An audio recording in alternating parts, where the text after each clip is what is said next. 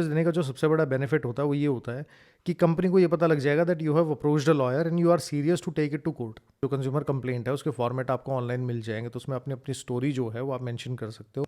Campaigns हैं उसके through consumer को अप्रोच कर रहे हो कि आपका प्रोडक्ट खरीदे।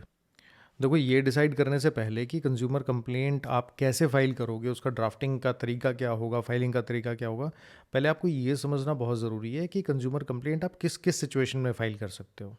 फॉर एग्जांपल, अगर मान लीजिए एज ए कंज्यूमर आप कोई प्रोडक्ट लेने चले गए, उसमें कोई डिफेक्ट है, मैन्युफैक्चरिंग डिफेक्ट है, तो आप कंज्यूमर कंप्लेंट फाइल कर सकते हो। या उसकी आफ्टर सेल सर्विस जो है वो ख़राब है, या आपसे ओवर चार्ज कर लिया, यानी जितने पैसे आपको देने चाहिए थे उतने पैसे ना लेके आपसे ज़्यादा पैसे ले लिए, या फिर आपसे उस चीज़ के पैसे ले लिए जो प्रोडक्ट या सर्विसेज आपको दी नहीं।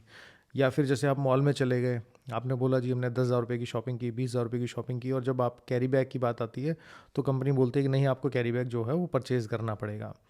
या फिर आप कई बार रेस्टोरेंट में चले गए, वहाँ लिखा होता है कि सर्विस चार्ज जो है वो आपको पे करना पड़ेगा, लेकिन दैट इज़ नॉट मैंडेटरी। तो आपने मना किया और उसके बाद भी कंपनी वाले जो रेस्टोरेंट वाले हैं वो आपसे कहते हैं कि नहीं, हम तो आपसे सर्विस चार्ज लेंगे, और आपको फोर्स करते हैं कि आपको पे करना पड़ेगा। अब एज ए कंज्यूमर जहाँ जहाँ आपका राइट है, और वो राइट जो है जब जैसे जैसे वायलेट होगा, आप उस हर सिचुएशन में जो अपनी कंज्यूमर कंप्लेंट है आप फाइल कर सकते हो। तो या तो प्रोडक्ट से रिलेटेड इशू हो या सर्विस से रिलेटेड इशू हो, सारी सिचुएशंस में कंज्यूमर कंप्लेंट जो है वो आपकी वो मेंटेनेबल है, आप फाइल कर सकते हो। अब उसको फाइल करने के लिए जो आपके स्टेप्स हैं, पहले आपको वो लेने पड़ेंगे, क्योंकि कल की डेट में आपको कंपनसेशन दिखाना है कि मुझे कंपनसेशन मिलना चाहिए, तो आपको अपने जो एफर्ट्स हैं वो शो करने पड़ेंगे।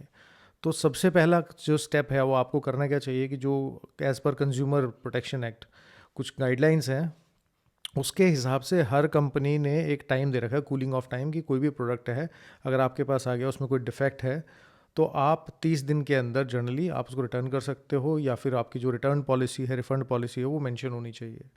तो आप पहले सबसे पहले कंपनी को अप्रोच कीजिए कि भाई ये इशू आ गया है, अब आप इस इशू को रिजॉल्व कीजिए। अगर मेल पे कर सकते हो तो ईमेल पे कीजिए, क्योंकि उसका ट्रैक रिकॉर्ड होता है। या फिर उनकी अगर कोई हेल्पलाइन नंबर है तो उस पर आप हेल्पलाइन नंबर पे कॉल करके अपना कंप्लेंट नंबर, डेट वगैरह मेंशन करके रखिए कि मैंने इस डेट को ये कंप्लेंट की थी, इसका कंप्लेंट नंबर ये है। उसका क्या आउटकम आया क्या नहीं आया वो बाद की बात है, और अगर आउटकम पॉजिटिव नहीं आएगा तभी आपकी कंज्यूमर कंप्लेंट मेंशन जो मेंटेनेबल है वो होगी। तो उन सारी सिचुएशंस में आपको ये जो 2-3 स्टेप्स हैं पहले वो लीजिए। अब आपने सब फाइल कर दिया। फाइल करने के बाद अब कंपनी वाले बोलते हैं कि भाई हम तो आपको जो रिलीफ है वो नहीं देंगे, यानी जो प्रोडक्ट है या तो रिप्लेस नहीं करेंगे, रिफ़ंड नहीं करेंगे, या उसमें जो डिफेक्ट है वो ठीक नहीं करेंगे, या जो सर्विस आपको दे दी है उसके पैसे हम जो बेसिकली जो सर्विस के लिए ओवर चार्ज कर लिया वो पैसे आपको नहीं देंगे। तो उन सारी सिचुएशंस में अब आपका राइट जो है वो अराइज हो जाता है।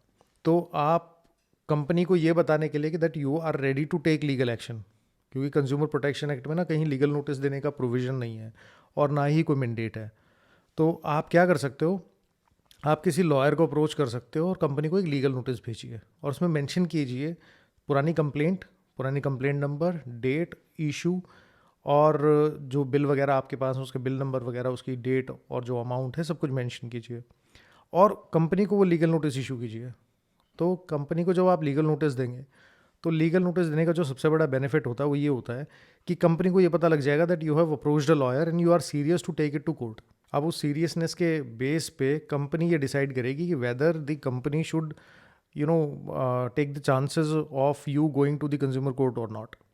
अब ज़्यादातर लोग क्या करते हैं, लीगल नोटिस देके छोड़ देते हैं, या फिर ईमेल डाल के कंप्लेंट डाल के छोड़ देते हैं। अब इस सिचुएशन में आपको करना क्या है कि आप पहले ये देखिए कि जो आपने परचेज़ किया था वो कौन सी जगह से परचेज़ किया था, आपका प्रोडक्ट किस जगह पे आया। तो आपका जहाँ कॉज ऑफ एक्शन अराइज होता है, आप अपने एरिया के हर डिस्ट्रिक्ट में कंज्यूमर फोरम होता है, हर डिस्ट्रिक्ट में, तो आप अपने डिस्ट्रिक्ट में जो कंज्यूमर फोरम है वहाँ पे आप अपनी कंज्यूमर कंप्लेंट फाइल कर सकते हो। वो है फाइल जो होगी वो होगी सेक्शन 12 कंज्यूमर प्रोटेक्शन एक्ट के अंडर। अब आपने कंज्यूमर कंप्लेंट जो है वो फाइल कैसे करनी है, देखो, सबसे पहले तो आपको कंप्लेंट का जो कंज्यूमर कंप्लेंट है उसके फॉर्मेट आपको ऑनलाइन मिल जाएंगे, तो उसमें अपनी अपनी स्टोरी जो है वो आप मेंशन कर सकते हो। कोई स्पेसिफिक फॉर्मेट की ज़रूरत नहीं है, लेकिन फिर भी एक कंप्लेंट का जो फॉर्मेट है वो आप चूज़ कर सकते हो। उसमें आपको स्टेप बाय स्टेप लिखना क्या है। सबसे पहले आप अपने बारे में लिखेंगे कि आप काम क्या करते हैं, कहाँ रहते हैं, किस एरिया में है। उसके बाद आप कंपनी के बारे में लिखिए कि कंपनी जो है वो कितनी बड़ी कंपनी है, उसने क्या काम किया, कितने एडवर्टाइजमेंट देती है, क्योंकि जब भी कंपनी को कोई प्रोडक्ट बेचना होता है तो उसको शो करना पड़ता है, उसको बेसिकली अपनी मार्केटिंग करनी पड़ती है, एडवर्टाइजमेंट करना पड़ता है, और जब तक वो एडवर्टाइजमेंट जितना ज़्यादा कंपनी करेगी वो that may be considered as inducement, कि आप बार बार कंज्यूमर है उसको अपना प्रोडक्ट बेचने के लिए आप बार बार इंड्यूस कर रहे हो, बार बार प्रोडक्ट उसके सामने ला रहे हो, बार बार अपनी एडवर्टाइजमेंट जो कैंपेन्स हैं उसके थ्रू कंज्यूमर को अप्रोच कर रहे हो कि आपका प्रोडक्ट खरीदे, तो that may come under inducement. और जो एडवर्टाइजमेंट होते हैं कई बार उसमें जो कंप्लीट डिटेल है वो मिलती नहीं है, तो that also comes under unfair trade practices, कि आपने कंसील कर लिया कि जी हम शुरू में कुछ और बता रहे हैं, बाद में जो है आपका आउटकम जो है वो कुछ और होगा। उसके बाद आपके जो नेक्स्ट पैराग्राफ्स होंगे उसमें आप मेंशन करेंगे कि आप कैसे गए, आपने कितनी तारीख को क्या सामान ख़रीदा, किसने अप्रोच किया था आपको वहाँ जाने के लिए, और उसका बिल जो अमाउंट और जो सब चीज़ें हैं वो आप उसके अंदर मेंशन करेंगे। बिल की कॉपी आपको संभाल के रखनी है, कोई वारंटी कार्ड है तो उसको संभाल के रखिए। उसके बाद आप जो अपना कॉज ऑफ एक्शन है कि उसमें क्या प्रॉब्लम आई आपको, वो आप प्रॉब्लम मेंशन कीजिए। प्रॉब्लम मेंशन करने के बाद आप ये ज़रूर मेंशन कीजिए कि उसको रिजॉल्व करने के लिए आपने कंपनी को क्या चांसेस दिए, क्या कंपनी को आपने अप्रोच किया, क्या कंपनी को जो ईमेल वगैरह आपने किया या नहीं किया, या कंपनी के जो आपका हेल्पलाइन नंबर है उसके ऊपर आपने जो कंप्लेंट फाइल की है उसका कंप्लेंट नंबर मेंशन कीजिए, उसकी तारीख मेंशन कीजिए। उसके बाद कंपनी ने उसको रिजॉल्व करने के लिए क्या किया, आपको क्या आश्वासन दिए, क्या अश्योरेंस दिए, वो आपको मेंशन करना पड़ेगा। उसके बाद के जो पैराग्राफ्स हैं उसमें आप मेंशन करेंगे कि कंपनी के इस इनएक्शन की वजह से आपको क्या हैरेसमेंट झेलना पड़ा, क्या प्रॉब्लम झेलनी पड़ी, कितना आपको लॉस हुआ, जो टाइम का लॉस है, लॉयर की फ़ीस है, आपका जो इनडायरेक्ट लॉस है, बेसिकली अपने काम पे नहीं जा पाए, तो वो सब चीज़ें जो आपको हैरेसमेंट झेलना पड़ा कि आपको प्रोडक्ट जो हो कहीं और से लेना पड़ा या नहीं लेना पड़ा, आपके घर में जो ज़रूरत थी उसकी वजह से आपको क्या प्रॉब्लम हुई, वो सारी प्रॉब्लम्स आप डिटेल में मेंशन कीजिए। उसके बाद आप मेंशन करेंगे कॉज ऑफ एक्शन, कि आप अपने डिस्ट्रिक्ट कंज्यूमर फोरम में कैसे उसका टेरिटोरियल जुरिस्डिक्शन बनता है।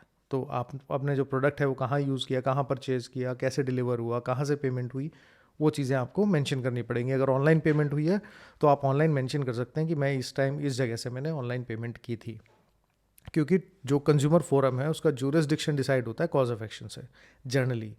तो आप कॉज ऑफ एक्शन के बेस पे आप डिसाइड कर सकते हो कि जो डिस्ट्रिक्ट कंज्यूमर फोरम है आपका, आपको उसमें फाइल करना है। उसके बाद आप उसके ऊपर अपनी जो कोर्ट फीस होती है, बेसिकली इसे पोस्टल ऑर्डर के फॉर्मेट में इसमें कोर्ट फीस लगती है। जनरली मेजॉरिटी स्टेट में जो है पर लैख पे 100 रुपये का जो पोस्टल ऑर्डर है वो आपको इस पे लगाना पड़ता है, अटैच करना पड़ता है कंप्लेंट के साथ में।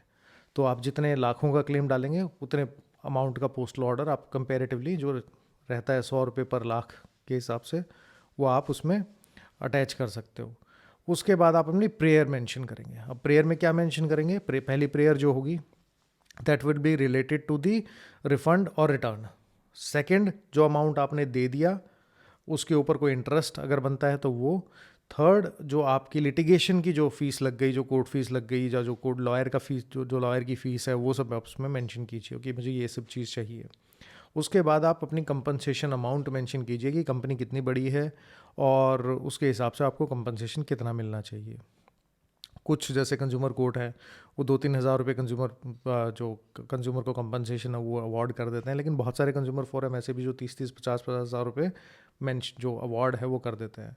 तो depends upon your mental harassment एग्नी and the consumer forum. तो लेकिन आप उसमें मांगने में अगर जितना आपने मांगा है उससे ज़्यादा कभी नहीं मिलेगा, तो इसलिए उसमें मांगने में जो मेंशन करने में कमी मत छोड़िए। उसके बाद आप जो है अपना साइन करने के लिए अपना नाम, अपने काउंसिल का नाम, अगर एडवोकेट के थ्रू फाइल कर रहे हैं उनके पास फॉर्मेट होगा, लेकिन अगर as a party in person है तो आप फाइल कर सकते हो। उसके साथ में अब आपको एक एफिडेविट अटैच करना पड़ेगा। एफिडेविट किस चीज़ का, जिसे बोलते हैं अकॉम्पनिंग एफिडेविट, की जो मैंने कंप्लेंट में चीज़ें लिखी हैं वो सारी की सारी चीज़ें ट्रू हैं, करेक्ट हैं, और मैंने कोई चीज़ जो है वो कंसील नहीं की है इसके अंदर, और जो डॉक्यूमेंट्स मैं एनेक्स कर रहा हूँ those are the true copies of the original documents. इसके बाद आप अपने लिस्ट ऑफ डॉक्यूमेंट बनाइए कि आप कौन से डॉक्यूमेंट हैं जो इसमें फाइल कर रहे हैं, वो डॉक्यूमेंट्स की लिस्ट बना के उसके पीछे वो डॉक्यूमेंट्स जो एनेक्स है वो कीजिए। आप अपना आईडी एड्रेस प्रूफ कर सकते हैं to ascertain your identity before the consumer forum. Second, आप उसमें जो अपना इनवॉइस है, जो आपने परचेज़ किया था, वो आप लगा सकते हैं उसकी कॉपी। उसके अलावा जो प्रोडक्ट की फ़ोटोग्राफ्स होंगी या फिर आपके पास कोई वीडियोग्राफ हो तो उसको आप उसके साथ में पेन ड्राइव के साथ या उसके जो स्क्रीनशॉट्स हैं उसको अटैच कर सकते हैं। उसके बाद आपको जो डॉक्यूमेंट अटैच करना पड़ेगा, जो आपने कंप्लेंट फ़ाइल की हैं, ईमेल किया तो उनके प्रिंट आउट वगैरह मेंशन कीजिए। उसको जो प्रिंट आउट लेके उसको एनेक्स कीजिए। एनेक्स करने के बाद आपका जो लीगल नोटिस गया है उसकी कॉपी लगेगी, उसकी पोस्टल रिसीट लगेंगी, ईमेल अगर आपने किया तो ईमेल, और एक सेक्शन 65B का सर्टिफिकेट जो है वो आपको इसके साथ एनेक्स करना पड़ेगा। उसके बाद आप इसको फाइल कर सकते हैं। हाँ, इसके ऊपर टोटल जो आपकी कंप्लेंट बनेगी उसके ऊपर इंडेक्स आपको बनाना पड़ेगा। वो इंडेक्स बना के आप इसको फाइल कर दीजिए। अब जब आप कंज्यूमर फोरम में इसको फाइल करेंगे, अगर इसमें छोटी मोटी कोई चीज़ रह जाती है तो फाइलिंग काउंटर पे आपको बता देंगे कि आपको क्या क्या चीज़ें और इसमें एनेक्स करनी है। फिर फाइल करने के बाद आपके 1-2 दिन के अंदर उसकी डेट लगेगी।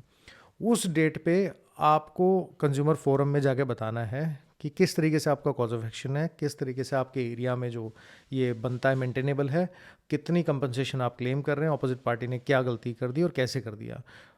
एक चीज़ आप बहुत इंपॉर्टेंट है कि जब आप कंज्यूमर फोरम में अप्रोच करते हो ना, तो जिस दिन से आपका कॉज ऑफ एक्शन अराइज हुआ उस दिन के 2 साल के अंदर अंदर आपको कंज्यूमर कंप्लेंट फाइल करनी पड़ेगी। अगर आप डिले करेंगे तो फिर कंज्यूमर कंप्लेंट जो है वो आपकी मेंटेनेबल नहीं होती है।